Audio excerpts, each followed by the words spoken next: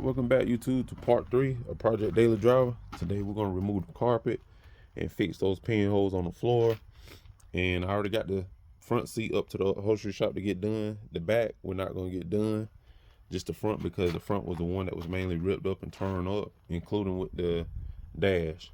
So, and keep in mind, this is a daily driving car. We're just trying to get it back to its daily driving life. And I got my hat ready to go and my welder. So let's go ahead and focus on getting this carpet removed, and thanks for tuning in.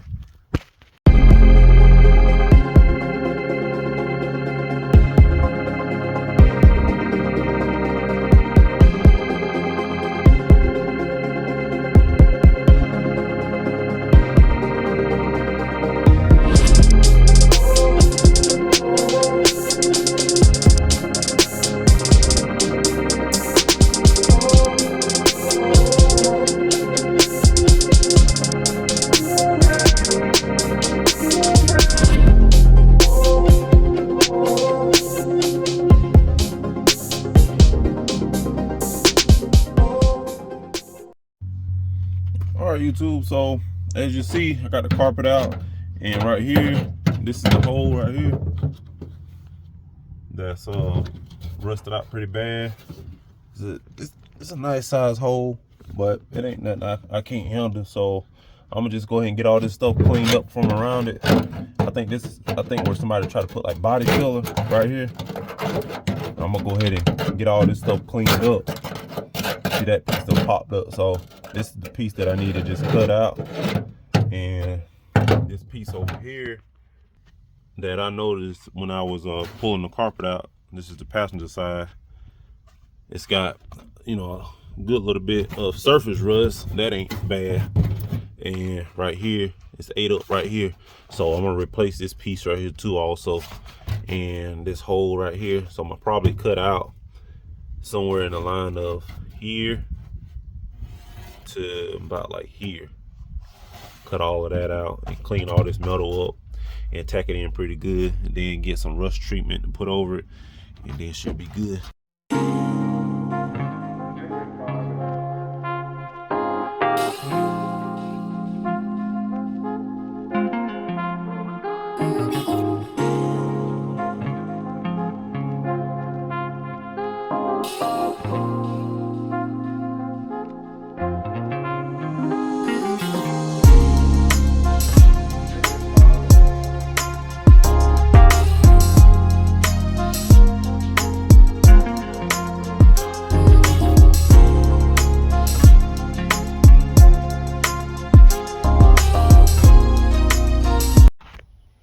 Alright YouTube, I'm back. So I got this piece of sheet metal that I had laying around, and man, I just want to tell you that I know you can get them offline, but the way that this one was rusting out, it was rusting out on the corners and the edges and stuff.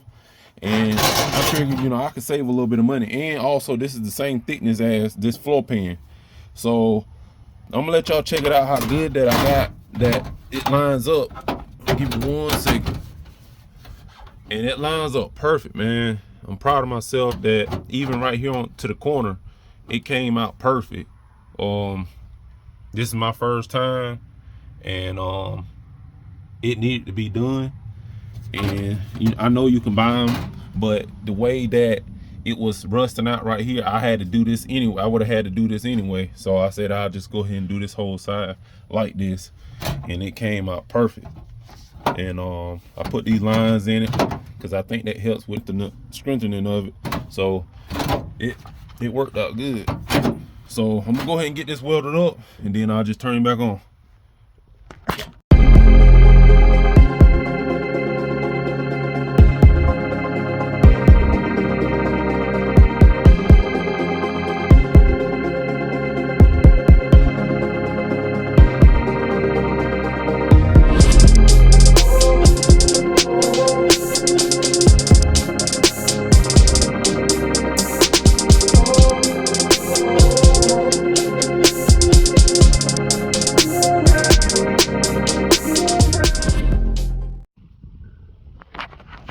All right YouTube, I'm back. So I'm gonna let y'all check it out how it turned out, and I think it turned out really good. Even looking at this line right here, it matches up with the original frame of the car the body panels and everything. And this is right here is called a lap well. And what you want to do, you want to tack it in each spot around the area and then connect your tacks. And I know it's not the best weld. This is new to me. I've been welding a little bit off and on, but it's not going nowhere. It's structurally in there. It's not going nowhere. And what I'm gonna do, I'm gonna go ahead and sand this down a little bit and get some seam sealer on it, because lap weld, you will need seam sealer so no kind of moisture or that rust can come back. So I'm gonna go ahead and get that put on, and then I'll just turn it back on.